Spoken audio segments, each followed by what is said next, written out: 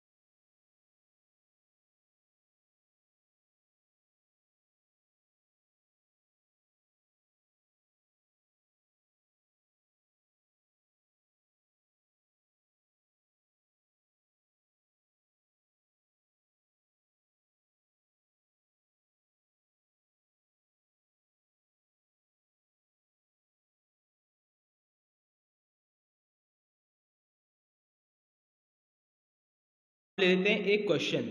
इस क्वेश्चन में वही है, एक टीम ने फुटबॉल के 10 मैचों में निम्नलिखित गोल किए हैं। आपको यहाँ पर माध्य, माध्यक और बहुलक ज्ञात करना है। ओके, एक टीम जो फुटबॉल मैच हो रहा है उसमें 10 मैच हुए हैं अलग अलग। एक टीम ने 10 मैचों में कभी 2, कभी 3, कभी 4, कभी 5, कभी 0, कभी 1, कभी 2, कभी 3, कभी 4, कभी 3 अलग अलग गोल कर रखे हैं। तो माध्य निकालना है। माध्य मैंने आपको बताया बहुत सिंपल है, जितने भी आपको नंबर्स दे रखे हैं इन सबको ऐड कर दीजिए, अपॉन 10 कर दीजिए, क्योंकि क्या इनकी कुल संख्या कितनी, अगर आप काउंट करेंगे तो 10 है। 1 2 3 4 5 6 7 8 9 10, तो जितने आपको ये गोल दे रखे इनको ऐड करके अपॉन 10 कर देंगे तो आपका माध्य निकल जाएगा। ओके, बहुत सिंपल है। सभी प्रेक्षणों का योग अपॉन प्रेक्षणों की कुल संख्या। आई होप आपको समझ में आ गया होगा।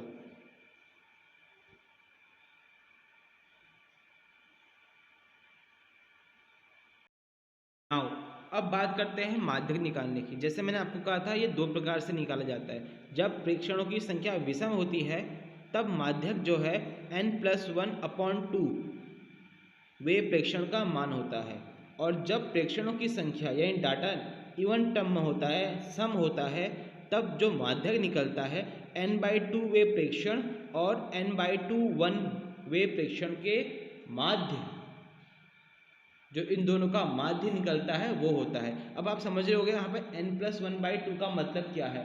जैसे कि आपको डाटा दिया है इस सवाल में 10 मैचों का आपको डाटा दे रखा है, तो यहाँ पे n की जगह आप 10 पुट करोगे।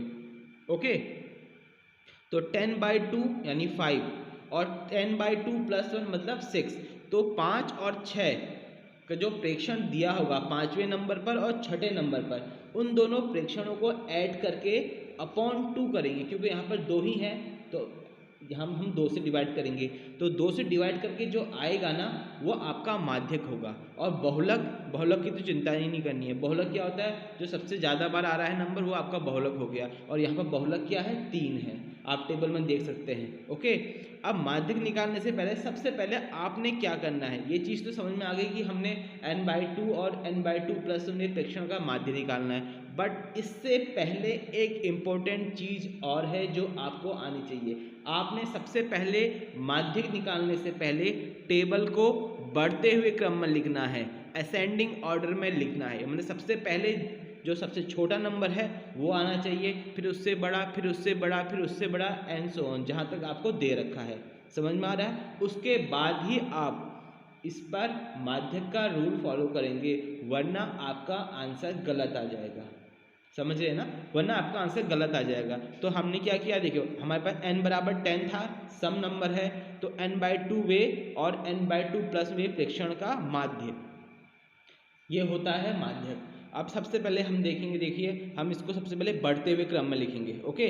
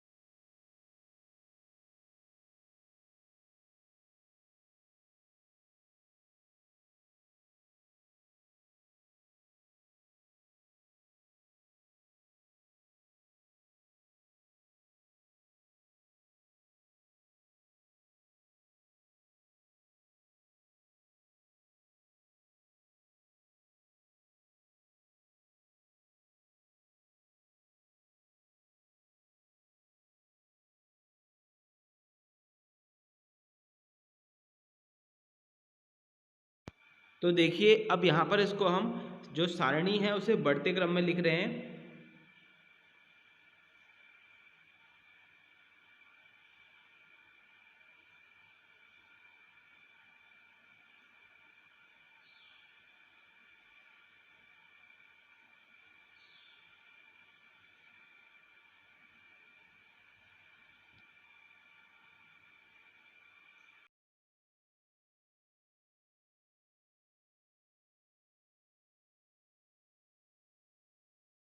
माध्यक निकाल लीजिए। देखिए पांचवा प्रेक्षण क्या है आपका, 1 2 3 4 5 3, पांचवा प्रेक्षण क्या है 3 है, और छठा प्रेक्षण क्या है वो भी 3 है। तो आप क्या लिख देंगे, 3 + 3/2।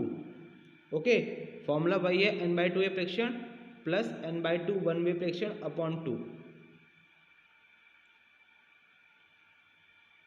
तो यहाँ पर 3+3/2 का मतलब 6/2 हो गया और 6/2 का मतलब हो गया 3। तो यहाँ पर आपका आंसर कितना आ गया माध्यक में 3।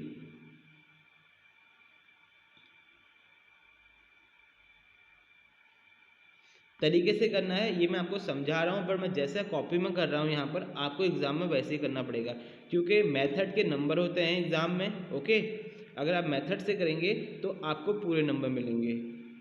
डायरेक्ट 3+3 लिख देंगे जैसे कि मैंने आपको कहा, ऐसे नहीं, जैसा मैं लिख रहा हूँ आपको वैसा ही करना है, तभी एग्जाम में पूरे नंबर आएंगे। क्योंकि एग्जामिनर को भी पता लगता है ना कि हाँ इसको आता है, और आप शॉर्ट मारेंगे तो कल के दिन अगर आप भूल गए हैं तो दोबारा जब रिवीजन करेंगे ना तो आपको ही इसमें प्रॉब्लम होगी। तो कंप्लीटली मेथड से सिस्टमेटिक तरीके से हमें क्वेश्चन को सॉल्व करना है और उसका आंसर एग्जाम में लिखना है। तो फाइनली आपका 3 आ गया, जो मैं पिछले 5 मिनट से 3 कह रहा हूँ, तो इस प्रकार से आपका आंसर 3 आ जाएगा। ओके, और बहुलक तो आपके पास 3 है ही। आई होप ये क्वेश्चन आपको समझ में आ गया होगा। अब इस क्वेश्चन की प्रैक्टिस करिएगा और इसके जैसे और क्वेश्चन भी करिएगा। तो ये था पहला सवाल 14.4 का। ओके, क्योंकि प्रेक्षण बार बार घटित हो रहा है इसलिए बहुलक हो गया 3 इसका। अब बढ़ते हैं अपने नेक्स्ट क्वेश्चन की तरफ।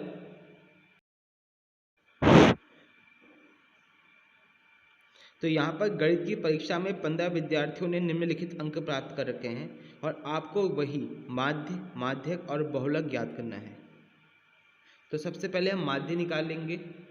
15 विद्यार्थियों के यहाँ पर नंबर हैं, मतलब सभी प्रेक्षणों का योग बट्टे 15। तो सभी प्रेक्षणों का योग कर लेंगे। डाटा बहुत ज़्यादा है, 15 विद्यार्थियों का डाटा है, तो कैलकुलेशन करने में बिल्कुल भी जल्दीबाजी नहीं करनी है। कभी कभी हम जल्दीबाजी के चक्कर में अपना सही आंसर भी गलत कर जाते हैं, तो इनको ऐड कर लीजिए। सबसे पहले हमें एग्जाम में भी ना सबसे पहले फॉर्मूला ही लिखना चाहिए, फॉर्मूले के भी मार्क्स होते हैं। तो सभी प्रेक्षणों का कुल मान बट्टे प्रेक्षणों की कुल संख्या, इसमें आपने मान रखना है और यहाँ से उसको निकालना है। देखते जाइए सवाल कैसे होता है।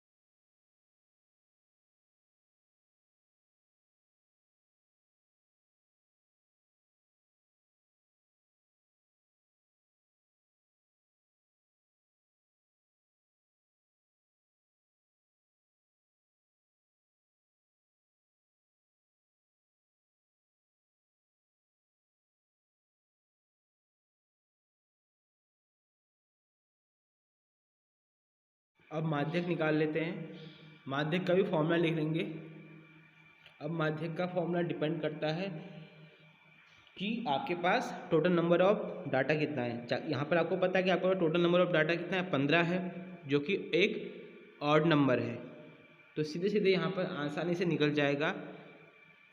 ठीक है, यहाँ पर जो फॉर्मूला लगेगा n+1/2 वे प्रेक्षण का जो मान होगा वो आपका माध्यक होगा, n+1/2।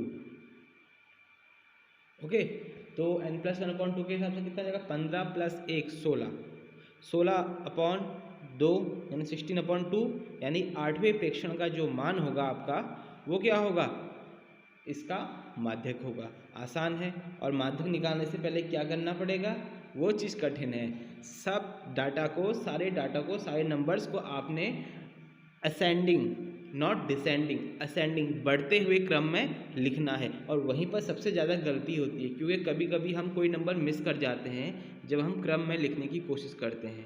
तो ठीक है, यहाँ तक तो आपने लिख दिया 8वें प्रेक्षण का मान माध्यक होगा, पर वो 8वां प्रेक्षण याद करने के लिए आपको सबसे पहले इस डाटा को जो है असेंडिंग ऑर्डर पर लिखना होगा, बढ़ते हुए क्रम में लिखना होगा। तो देखिए किस प्रकार लिखते हैं बढ़ते हुए क्रम में।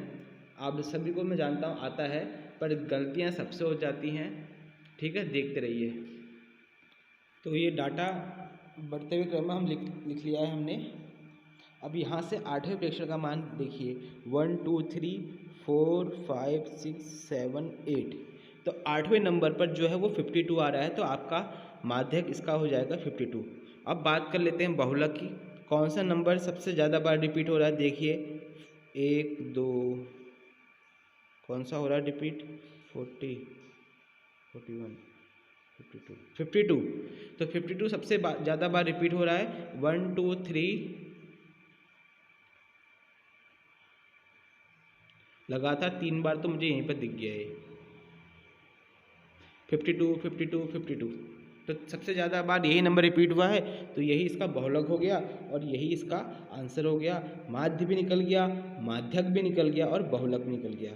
अब बढ़ते हैं अपने तीसरे सवाल की तरफ। यहाँ पर आपको x का मान ज्ञात करना है। ठीक है, माध्यक आपको दे रखा है, सिंपल सा है। आपको कितने दे रखे हैं, कलेक्ट इनको आप जोड़ लीजिए, 1 2 3 4 5 6 7 8 9 10। प्रेक्षण का जो कुल मान है वो 10 है, संख्या कुल 10 दे रखी है आपको, n बराबर 10 दे रखा है, यानी सम है। तो वही फॉर्मूला जो लगेगा आपका, माध्यक बराबर n/2 वे प्रेक्षण प्लस n/2 प्लस में प्रेक्षण का मान अपॉन 2। चूँकि यहाँ पर माध्यक गिवन है, इसीलिए आप आसानी से x का मान ज्ञात कर सकते हैं।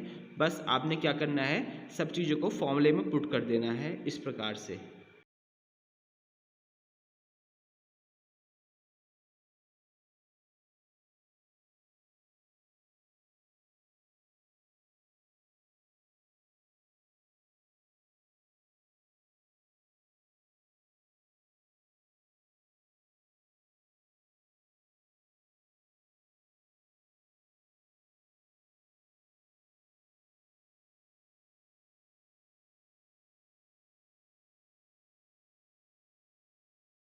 मान रखने के बाद जैसे पांचवें प्रेक्षण का मान कितना है, पहले फॉर्मूला लिखेंगे, हाफ एक्स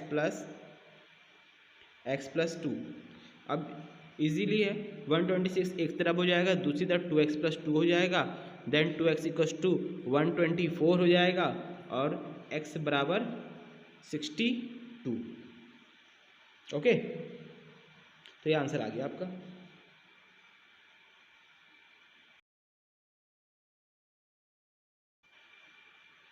तो 62 आंसर आ गया। अब बढ़ते हैं अपने नेक्स्ट क्वेश्चन 4 की तरफ।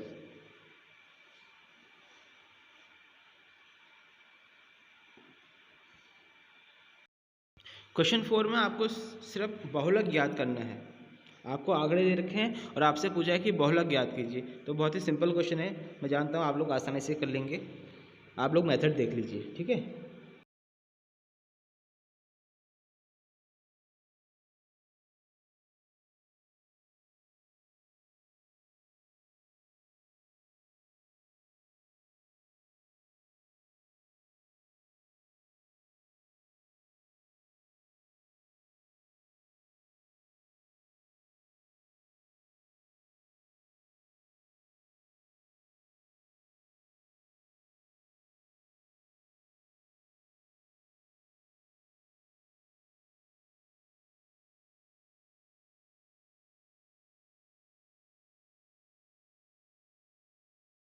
अब बढ़ते हैं अपने क्वेश्चन नंबर 5 की तरफ।